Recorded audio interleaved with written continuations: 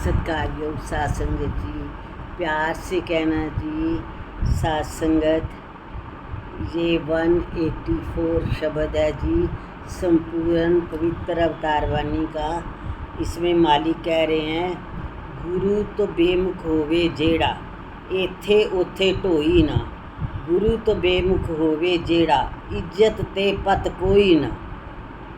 गुरु तो बेमुख होवे जेड़ा जमदा मरदा रहिंदा है।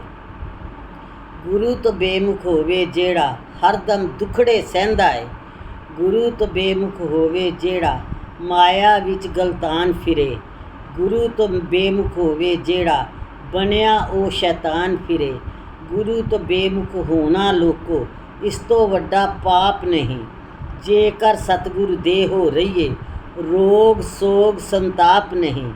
184 कट के भी हो बेमुख हुंदा माफ नहीं।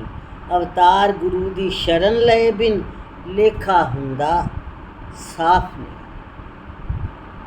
साध संगत इसमें कह रहे हैं साहिब सच्चे पातशाह की, गुरु तो बेमुख जो हो जाता है इंसान, गुरु तो मुख को घुमा लेता है, मुख फेर लेता है, गुरु की तरफ मुंह नहीं करता। कहते हैं उसको इस लोक में और अगले लोक में कहीं भी उसको कोई नहीं पूछता, उसको टोई नहीं मिलती, उसका कोई आसरा सहारा नहीं होता। क्योंकि जब ये बाहें फैला के सहारा देना चाहता है तब तो कोई इस सहारे को लेता नहीं है। ऐसा मोह माया में फंसा होता है, ऐसा वो बुरी तरह इस दुनिया में गलतान होता है। तो फिर जिस टाइम इसको ज़रूरत होती है उस टाइम फिर कोई सहारा नहीं होता। गुरु तो बेमुख होवे जेड़ा इज्जत ते पत कोई ना, उसकी कोई इज्जत पत नहीं होती। फिर वो अकेला भावरा सा घूमता है, कोई उसका संगी साथी नहीं होता। साथ संगत कितने दुख की बात है कि ऐसे अकेला होना और अंधेरा होना, कोई रोशनी नहीं, कोई बाजू पकड़ने वाला नहीं, कोई आसरा नहीं, कोई सहारा नहीं। साथ संगत इस इतनी बड़ी दुनिया में हम रहते हैं, हमारे बहुत से रिश्तेदार हैं, घर में बहुत परिवार है, आस पड़ोस है। फिर भी अगर 2-4 दिन बिल्कुल बंद कमरे में हमें रहना पड़ जाए तो कितनी मुश्किल बात है। ना कोई खाना पूछने वाला हो, ना देने वाला हो, ना कोई बात करने वाला, ना कोई दिखे, अंधेरा खूब। साथ संगत ऐसे बता रहे हैं, गुरु तो बेमुख होवे जेड़ा इज्जत ते पत कोई ना, उसकी कोई इज्जत नहीं है, कोई उसका पत नहीं है, कोई उसकी लाज नहीं है, कोई उसको पूछता नहीं है। गुरु तो बेमुख होवे जेड़ा जमदा मरदा रहंदा है। तो पहले भी मैंने बताया विचारों में कि जो गुरु से बेमुख है, जो उसने को गुरु सोचता है कि मुझे गुरु की ज़रूरत ही नहीं है, मैं आप ही ठीक हूँ, मैं जैसे चल रहा हूँ ठीक हूँ, तो साथ संगत वो बाद में उसको बड़ा पछताना पड़ता है। कहता है वो बाद में फिर उसकी वही रीत बन जाती है, बस जमना मरना, मरना जमना, जमना मरना। 84 लाख जूनियों के बाद ये मानुष जन्म मिला और इसका फ़ायदा नहीं उठाया। जब ये पौड़ी थिड़की हाथ ना आए, कहते हैं ना कि जब ये समा निकल गया तो फिर ये हाथ नहीं आना, फिर तो वही फिर से शुरू हो जाना है। और पता नहीं कितने युग, कितना टाइम लगता है। साथ संगत जब हम कहते हैं संत महात्मा, हमारे ग्रंथों में सब में लिखा हुआ कि 84 लाख जूनियाँ, तो हम भी भुगते ही होंगे, भुगत के ही आए हैं, लेकिन कुछ याद नहीं रहता। ये एक बहुत अच्छी बात श्री कृष्ण भगवान ने कहा है, हे अर्जुन हर युग में तू भी था और मैं भी था, मुझे सब कुछ याद है, तेरे को कुछ भी याद नहीं।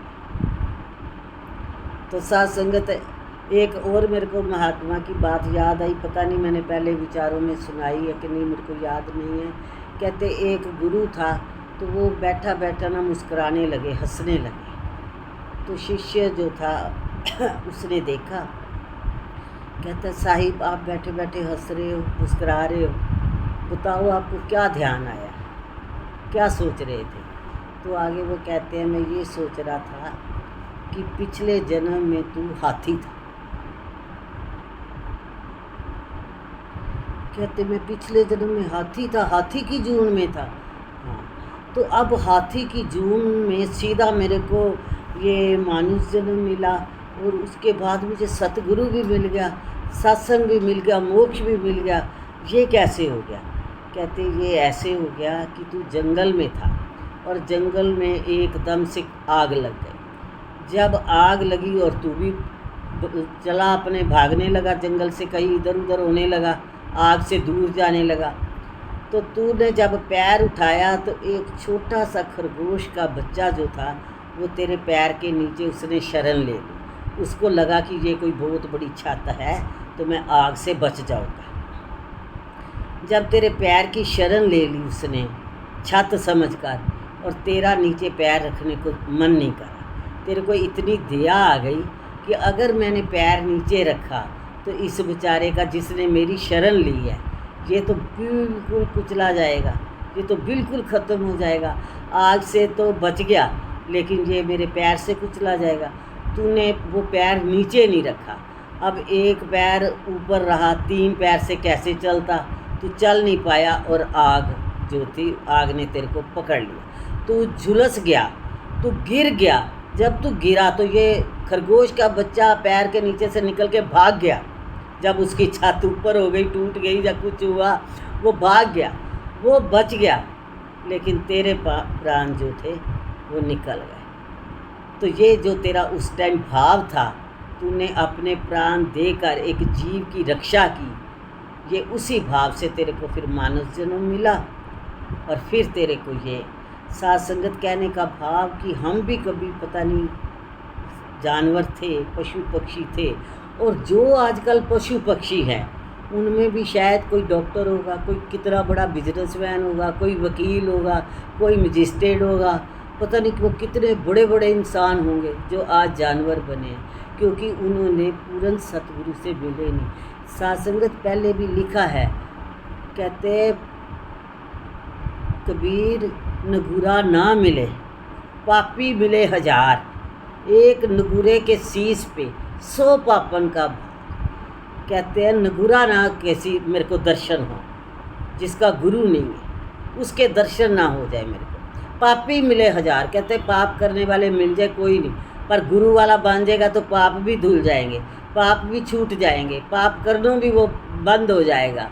कहते हैं कबीर नगुरा ना मिले पापी मिले 1000, एक पाप नगुरे के शीश पे 100 पापन का भार। जो एक नगुरा है उसके सिर पे पता नहीं कितने पापियों का वो भार उठाए घूम रहा है। तो साथ संगत गुरु होना कितना ज़रूरी है। तो यही बता रहे हैं, गुरु तो जो बेमुख हो जाते हैं वो जमते मरते मरते जमते रहते हैं, उनको पता भी नहीं होता। वो कई बार कीड़े मकोड़े बनते हैं, कई बार वो विष्ठा के कीड़े होते हैं, कई बार वो हाथी घोड़े कुत्ते सूअर, पता नहीं कितनी जूनियाँ हम तो नहीं गा सकते, 84 लाख नहीं बता सकते, कितनी जूनियाँ वो भुगत के आए हैं। और फिर ये मौका लगा है, तो जब ये मौका हाथ से निकल जाता है तो दुख की बात है, वो अपने जीवन की बाजी हार जाते हैं। ऐसे कहे जी, गुरु तो बेमुख होवे जेड़ा हरदम दुखड़े सहंदा है। साथ संगत तन दुखी मन दुखी धन से रे उदास, कोई ना कोई दुख तो उसे लगा ही रहता है, चाहे वो मन से ही अपने आप को कितना भी उलझाए रखे तो वो दुखी रहता है। अपने मन से मन कड़ंत बातें सोच सोच के दुखी रहता है। कोई धन से दुखी रहता है, किसी का तन ठीक नहीं है तो दुखी रहता है। अगर शरीर है तो ये तन मन धन कोई ना कोई दुख वो रहता ही है, वो रोगी रहता ही है, वो दुखड़े सहता ही रहता है। गुरु तो बेमुख होवे जेड़ा माया विच गलतान रहे, गले तक सिर तक वो माया में फंसा रहता है, बड़ी बुरी तरह फंसा रहता है, उसको कोई निकालने वाला नहीं होता। अगर निकालता है तो गुरु निकालता है। वो एक बच्चे बात सुनाते होते हैं, बड़ी छोटी सी बात, बड़ी अच्छी बात है। कहते एक गाय के पीछे एक शेर लग गया कि इस गाय को खाऊंगा मारूंगा इसको। गाय भागी भागी एक दलदल में फंस गई, बड़ी बुरी तरह दलदल में फंस गई, और शेर भी भाग रहा था, वो भी थोड़ी दूर दलदल में फंस गया। बड़ी बुरी तरह दोनों फंसे हुए हैं। गाय हंस रही है तो शेर उसको कह रहा है तू भी फंसी हुई है बुरी तरह, मैं भी फंसा हुआ हूँ, फिर तू हंस क्यों रही है, क्या बात है? तो वो कहती है मेरा तो मालिक है, जब मैं शाम तक घर नहीं पहुँची तो वो बंदों को लेके आएगा, कोई रस्से वस्से डालेगा, मेरे को निकाल के ले जाएगा। और तू तो खुद ही शेर बना पड़ता है, तेरे पीछे किसने आना है? तेरा तो कोई मालिक ही नहीं है, तेरा तो कोई है ही नहीं। तूने तो सब पे बड़ा बॉस बन के रोब डाला हुआ है कि मैं शेर हूँ। तेरे पीछे किसने आना? तेरे पीछे कोई नहीं आएगा। मेरा मालिक है, मेरा मालिक है तो वो ज़रूर मेरे को बचा लेगा।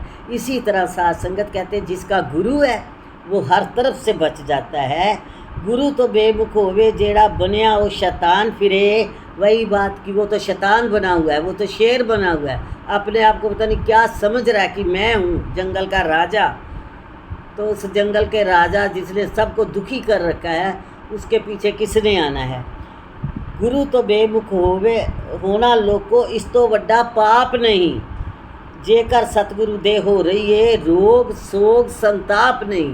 कहते अगर हम गुरु के बन जाए फिर ना रोग ना सोग, फिर कोई भी संताप हमें नहीं व्यापता, हमें तंग नहीं करता, हमें परेशान नहीं करता।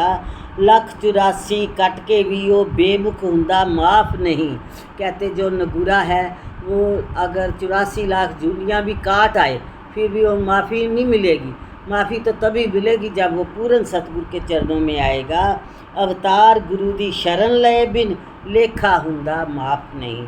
जितनी देर वो सतगुरु की शरण में नहीं आएगा उसका लेखा साफ नहीं होना।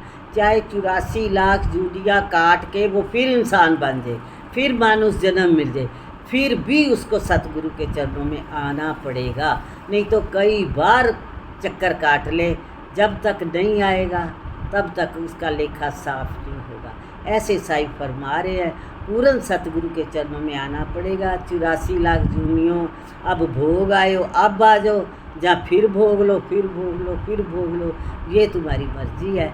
जो संतों के हुक्म में आ जाता है, जो संतों की बात सुन लेता है, जो संतों की बात मान लेता है, तो उसकी फिर दोनों लोगों में वाहवाही हो जाती है, उनकी बड़ाई हो जाती है। उनका बेड़ा जो है वो सतगुरु खुद पार करा देता है जी। धन्यवाद जी।